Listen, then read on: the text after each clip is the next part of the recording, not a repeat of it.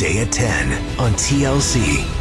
Our population is shrinking, so I will be inviting people in from the outside. Suddenly Amish, Season 1, Episode 1. Episode recap and spoilers. Suddenly Amish premieres with a carefully paced introduction that establishes both the cultural gravity of Amish life and the emotional stakes for the 6 non-Amish participants who have chosen to step away from modern society. Episode 1 functions as both a cultural primer and a character study, laying the foundation for the conflicts, adjustments, and ideological clashes that will drive the season. Rather than rushing into shock value moments, the premiere emphasizes structure, authority, and tradition, making it clear that this experiment is not about novelty, but about discipline, faith, and long-term commitment. Introduction. Setting the experiment's tone. The episode opens with a quiet, deliberate introduction that frames the central question of the series. Can individuals raised in a modern, convenience-driven world truly adapt to a life governed by faith, submission, and simplicity? The narration emphasizes that Amish life is not a lifestyle trend, but a rigid system rooted in centuries-old religious doctrine. Viewers are immediately informed that participation will require more than surface-level compliance. Obedience, humility, and sacrifice are presented as non-negotiable expectations. This framing establishes that the experiment will not bend to the participants' comfort levels. Arrival in Lancaster, Pennsylvania. The participants arrive in Lancaster County, Pennsylvania, a region synonymous with Old Order Amish communities. The contrast between their modern clothing, luggage, and body language and the rural surroundings is intentionally highlighted. The arrival sequence subtly underscores the first emotional shift. Curiosity begins to mix with apprehension. Several participants express excitement, but there is an undercurrent of unease as they realize that this is not a controlled retreat. It is a full immersion with real consequences. Bishop Vernon and the Ordnung. A pivotal moment occurs with the introduction of Bishop Vernon, the Amish authority overseeing the experiment. His presence immediately recenters the narrative away from the participants and toward Amish governance. Bishop Vernon explains the Ordnung, the unwritten but strictly enforced code that governs Amish behavior, appearance, technology use, and social conduct. He makes it clear that rules are not negotiable. Individual expression is secondary to community harmony. Violations will carry consequences. This scene establishes the power imbalance that will define the season. The participants are not collaborators, they are guests under supervision. Emma and James. Recruitment and cultural mediation. Emma and James, former non-Amish individuals who previously integrated into Amish life, are introduced as intermediaries. Their role is twofold: to assist with recruitment and to demonstrate that conversion is possible. Their presence serves as both reassurance and warning. While they speak positively about their journey, they also acknowledge the emotional cost of surrendering autonomy, fashion, and technology. This segment subtly foreshadows future conflicts, particularly around identity and personal boundaries. Participant introductions. Kendra, participant. Kendra is presented as emotionally driven and searching for structure. She expresses dissatisfaction with her previous life and a desire for deeper meaning. However, her early commentary suggests an expectation that Amish life will offer healing without requiring total self-erasure. This disconnect becomes important later, as her emotional openness contrasts with the Amish emphasis on restraint and modesty. Judah, participant. Judah positions himself as disciplined, introspective, and spiritually curious. He appears more prepared than most, acknowledging upfront that Amish life may require him to relinquish control. His calm demeanor and respectful engagement with authority figures immediately set him apart. Bishop Vernon's body language during their interaction suggests cautious approval.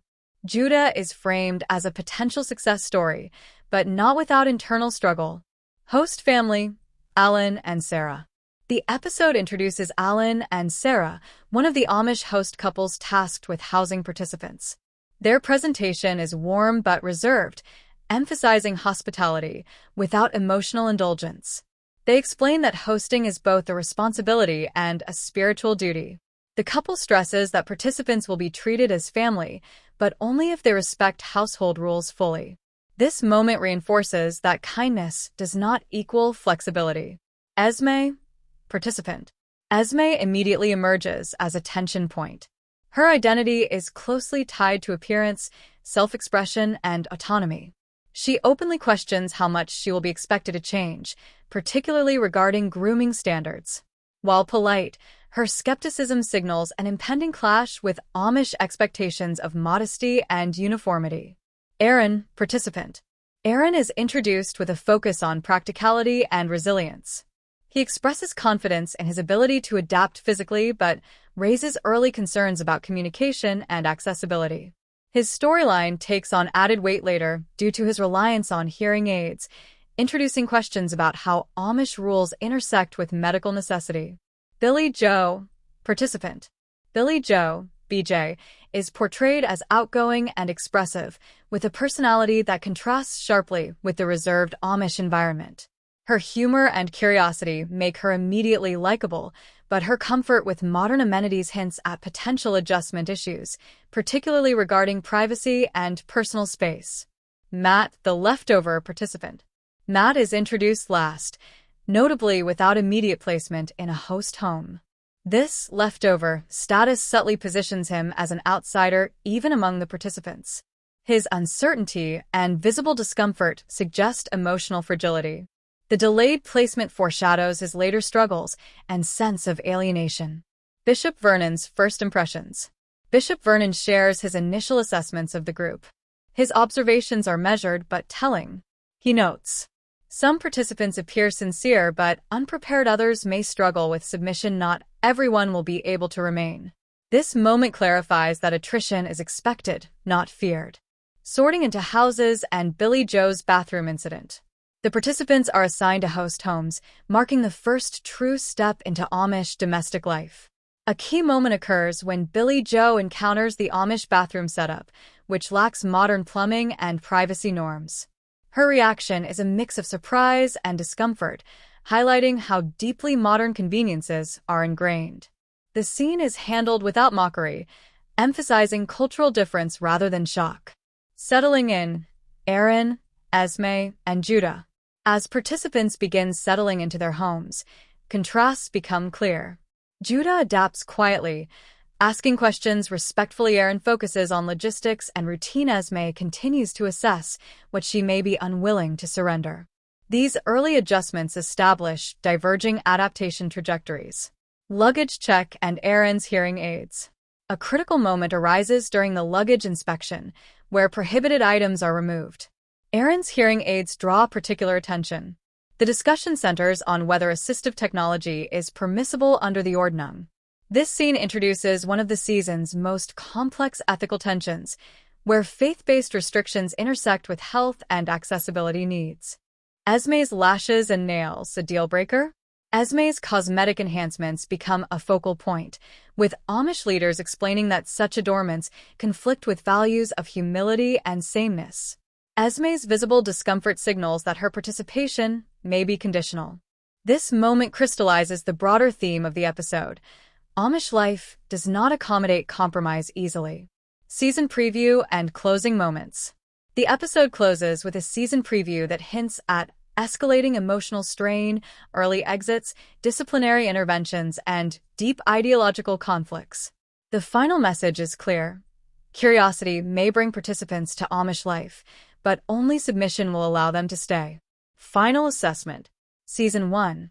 Episode 1 of Suddenly Amish succeeds as a grounded, serious introduction to an experiment rooted in real authority and real consequence. Rather than sensationalizing cultural differences, the premiere emphasizes structure, expectation, and inevitability. The episode positions Amish life not as an experience to be sampled, but as a system that demands total commitment, setting the stage for a season defined by transformation, resistance, and reckoning. Introduction: Reality television as social experiment. The premiere episode of Suddenly Amish positions itself not merely as a reality television series, but as a carefully engineered social experiment that places modern individuals into one of the most structured and insular religious communities in North America. Unlike traditional observational documentaries about the Amish, This program deliberately introduces outsiders into a closed system, creating an unavoidable collision between contemporary individualism and communal obedience. Season 1, Episode 1 serves as both an orientation and a thesis statement.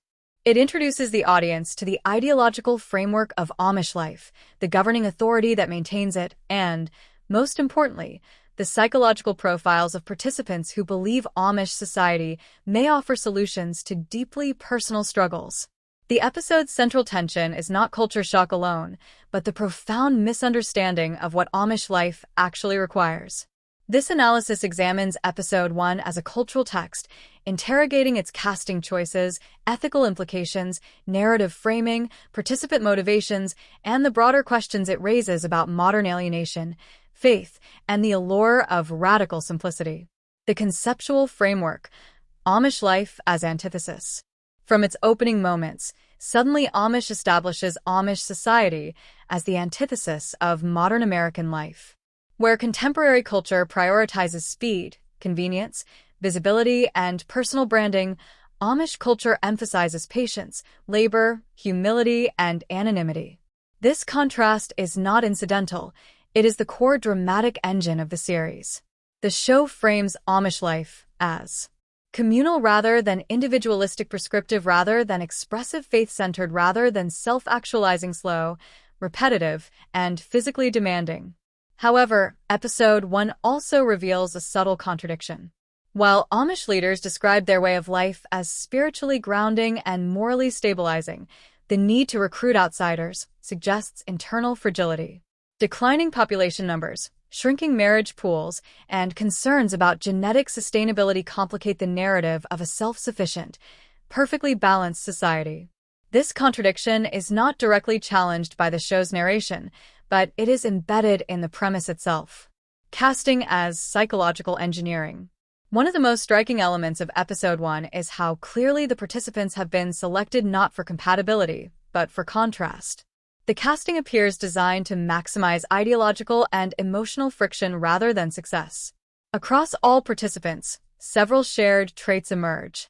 A sense of displacement in modern society, a desire to escape rather than integrate unresolved identity conflict, idealized assumptions about Amish life. Rather than recruiting individuals with theological alignment or demonstrated interest in communal religious living, the casting emphasizes emotional vulnerability. Many participants articulate dissatisfaction with modern culture but lack concrete understanding of Amish doctrine, discipline, or hierarchy. This choice raises ethical questions about consent and preparation. While participants technically volunteer, the episode suggests they were provided minimal information prior to arrival, reinforcing the experiment's asymmetrical power dynamic. Authority and control. Bishop Vernon's role. Bishop Vernon is introduced not as a charismatic spokesperson, but as a structural authority figure. His demeanor is calm, restrained, and unmistakably hierarchical. He does not persuade, he instructs. His explanation of the Ordnung, the unwritten code governing Amish life, establishes several non-negotiable principles. Rules are not subject to individual interpretation. Obedience is a spiritual requirement. Community harmony outweighs personal comfort. This framing immediately undermines participant expectations of negotiation or compromise. Amish life is presented as immersive and totalizing. There is no concept of partial participation. Importantly, Bishop Vernon does not frame the experiment as a mutual exchange. The Amish community is not adapting to the participants must adapt to the Amish. Emma and James. Insider-outsider tension. Emma and James function as liminal figures, bridges between worlds. Emma represents stability and contentment within Amish life. She expresses satisfaction with tradition and continuity, reinforcing the community's self-image. James, however, introduces ambiguity. Currently shunned for past transgressions, he occupies a morally compromised position. His permission to engage with technology for recruitment purposes exposes a pragmatic flexibility that contradicts the rigidity otherwise emphasized. This arrangement suggests that rules are absolute only until survival is at stake. The willingness to bend doctrine for demographic preservation reveals an institutional tension between purity and continuity. structural anxiety, population decline, and genetic risk. Episode 1 briefly, but significantly addresses concerns about shrinking Amish populations and limited marriage options. These concerns are framed biologically rather than socially, focusing on genetic risks rather than ideological dissatisfaction. However, the introduction of outsiders implicitly acknowledges broader issues. Youth leaving during or after rumspringa curiosity about the outside world, resistance to restrictive norms. The show avoids framing Amish society as coercive, but the need for external recruitment complicates the image of voluntary, harmonious adherence. Participant analysis. Kendra. Kendra's storyline centers on shame, self-surveillance, and fractured identity. Her dissatisfaction with modern life is articulated through social alienation, religious judgment, and personal regret. She describes herself as too religious for secular spaces, too worldly for religious ones. This liminality fuels her belief that Amish life may offer moral clarity. However, her narrative reveals a pattern of self-punishment rather than spiritual alignment. Her interest in Amish life appears rooted in erasure of past choices, sexuality, and autonomy, rather than faith.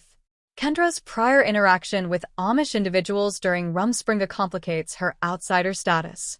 Her familiarity suggests attraction rather than reverence, raising questions about intention.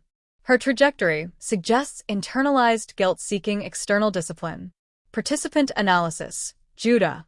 Judah represents a different form of displacement, structural and socioeconomic. At 22, he articulates concerns about mental health, belonging, and opportunity. His expectation that the Amish community will accept him as he is reveals a fundamental misunderstanding. Amish life does not prioritize individual accommodation. It prioritizes conformity. Judah's religious identity, cultural background, and reported phobias introduce multiple layers of potential conflict. His participation appears driven less by belief than by perceived lack of alternatives. His storyline highlights how marginalized individuals may romanticize structured communities as refuge without fully grasping the cost of compliance. Participant analysis. Esme. Esme's motivations are rooted in idealization. She romanticizes Amish life as a corrective to insecurity, comparison, and perceived chaos in modern society. Her desire for uniform appearance, traditional gender roles, clear hierarchy, reflects a longing for relief from choice rather than commitment to belief. However, her reasoning reveals a troubling conflation of uniformity with healing. The assumption that removing individuality will resolve insecurity ignores the internal nature of self-worth. Esme's narrative exemplifies how simplicity is often misunderstood as ease. Amish life demands relentless labor, submission, and endurance, particularly from women. Participant analysis. Aaron. Aaron's presentation is marked by emotional detachment and moral rigidity. His framing of past experiences emphasizes external blame and lost purity, suggesting unresolved resentment. His religious background and limited Amish exposure provide him with more realistic expectations, yet his secrecy regarding a medical condition introduces a critical tension. Amish acceptance of assistive technology is conditional, and concealment undermines trust. Aaron's storyline raises questions about control, accountability, and the limits of tolerance within rigid belief systems. Host families as instruments of socialization. The Amish host families are not merely caretakers, they are enforcers of cultural assimilation. Their role is instructional, corrective, and evaluative. The 30-day trial period is framed not as orientation, but as assessment. Participants are observed for obedience, endurance, and attitude. Importantly, authority flows one way. Participants are evaluated. They do not evaluate the community. Individualism versus communal identity. At the heart of Episode 1 lies a philosophical conflict: modern individualism versus communal identity. Participants arrive expecting personal growth, acceptance, healing. The Amish community expects submission, uniformity, labor. This misalignment is not incidental, it is the experiment's core. Romanticized simplicity versus lived reality. The episode dismantles, albeit gradually, the myth of simplicity as comfort. Amish life is not minimalistic leisure. It is physically taxing, repetitive, and unyielding. The absence of technology does not eliminate labor, it multiplies it. Ethical considerations and power dynamics. The asymmetry of information, authority, and adaptability raises ethical concerns. Participants enter vulnerable, the community remains insulated. Reality television amplifies this imbalance, transforming personal struggle into consumable content. Conclusion: what Episode 1 ultimately reveals. Season 1, Episode 1 of Suddenly Amish functions as a controlled collision between longing and law. It exposes how modern dissatisfaction can lead individuals to idealize rigid systems without understanding their cost. The episode makes one truth unmistakably clear: Amish life does not exist to heal outsiders. It exists to preserve itself. The question the season poses is not whether participants can survive. Spoiler recap and critical analysis. The premiere episode of Suddenly Amish establishes itself as a sharply constructed reality experiment that blends cultural immersion with psychological vulnerability. Rather than functioning as a neutral documentary, Episode 1 presents a controlled social trial in which carefully selected participants, each carrying unresolved personal conflicts, are placed into a rigid Amish community structure with minimal preparation.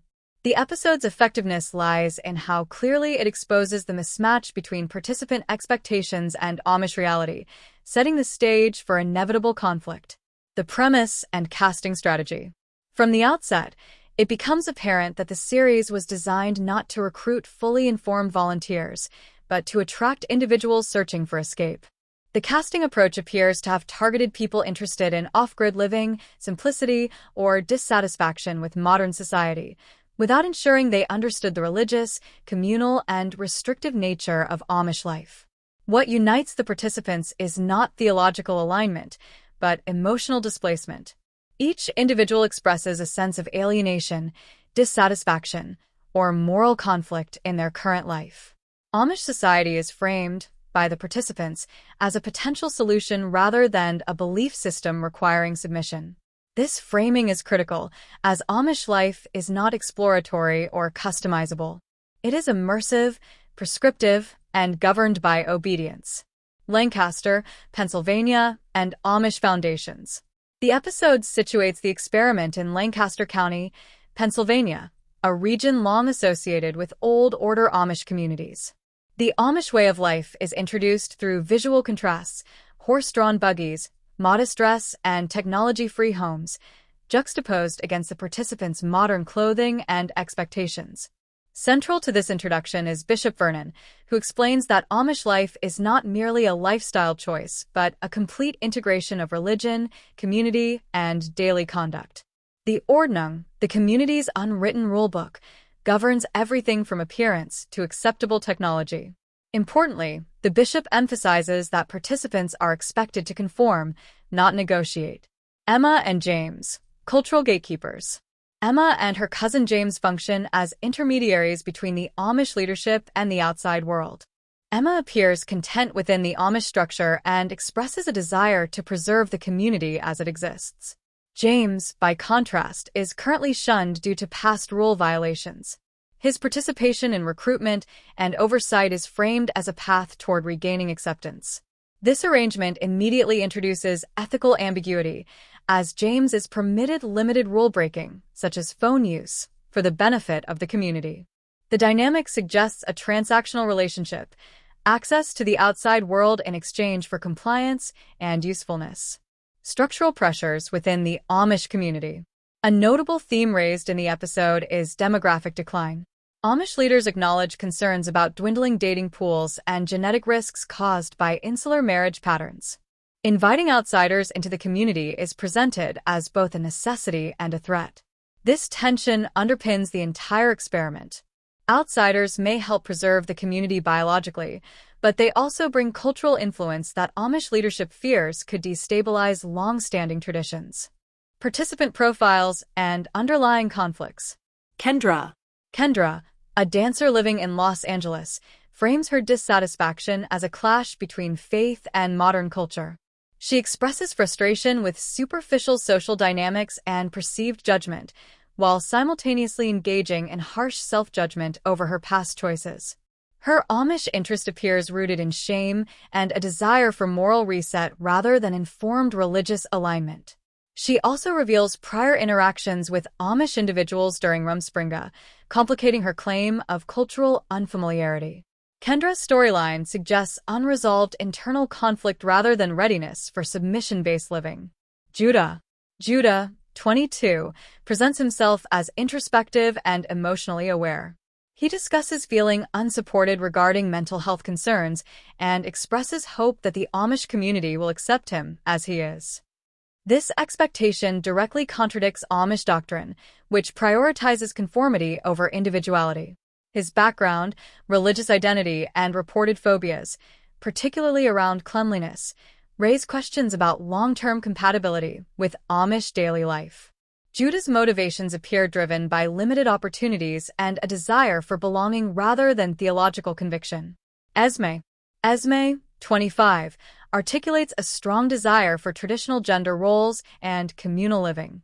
Raised by a single mother, she idealizes the Amish family structure as a corrective to her upbringing.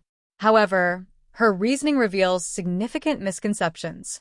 She views uniformity as relief from insecurity and believes Amish life will eliminate comparison and competition among women.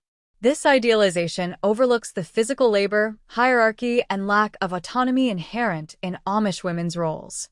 Her motivations appear rooted in self-image struggles rather than realistic preparation for Amish expectations. Aaron, 40, brings a markedly different energy. He speaks in controlled, detached terms about his past, including religious upbringing, celibacy, and a sexual encounter he frames as a personal loss inflicted by another party. He has limited prior exposure to Amish communities through family connections and appears more aware of the trade-offs involved. However, his emotional rigidity, deflection of responsibility, and undisclosed medical condition introduce uncertainty regarding his adaptability. His storyline raises questions about accountability, transparency, and acceptance within a community that values disclosure and obedience. Host families and the 30-day trial. Amish host families, including Alan and Sarah, are introduced as mentors and enforcers. They are tasked with guiding participants through a 30-day adjustment period focused on labor, discipline, and cultural conformity. This trial period culminates in a formal evaluation, often referred to as a day of reckoning, where Amish leadership determines whether participants may continue pursuing integration. Crucially, this is not mutual decision-making. The authority rests with the community. Thematic undercurrents. Several core conflicts emerge clearly in Episode 1. Individualism versus collectivism, romanticized simplicity versus lived labor, spiritual escape versus doctrinal obedience, outsider idealization versus insider dissatisfaction. The episode avoids overt sensationalism but subtly highlights contradictions in both participant motivations and Amish messaging. While simplicity is portrayed as spiritually grounding, the series acknowledges, if indirectly, that closed systems can generate their own pressures and departures. Conclusion. Season 1, Episode 1 of Suddenly Amish succeeds by exposing the fragile assumptions driving its participants. Rather than presenting Amish life as an idyllic refuge, the premiere positions it as an uncompromising system that will test identity, endurance, and belief. The episode makes one outcome clear. Curiosity may bring outsiders in, but only full submission allows them to stay. TLC's Suddenly Amish isn't just a reality show, it's a social experiment built on collision. In this video, we take a deep, critical look at Suddenly Amish Season 1, Episode 1, breaking down why this experiment was never designed for success. From carefully engineered casting choices to the rigid authority of Amish leadership, Episode 1 quietly reveals a massive mismatch between participant expectations and the reality of Amish life. We explore why the participants were cast for conflict, not compatibility. How Amish society functions as a total system, not a lifestyle choice. The psychological motivations driving each participant's decision. Individualism versus collectivism, and why this clash is inevitable. the ethical power imbalance between outsiders and a closed religious community. Why simplicity is often misunderstood as peace. How reality TV turns spiritual struggle into entertainment. This isn't a recap. This is a critical analysis of belief, authority, identity, and escape, and why Amish life does not exist to heal outsiders. If you're watching Suddenly Amish and wondering, what did these people think was going to happen? This video answers that question.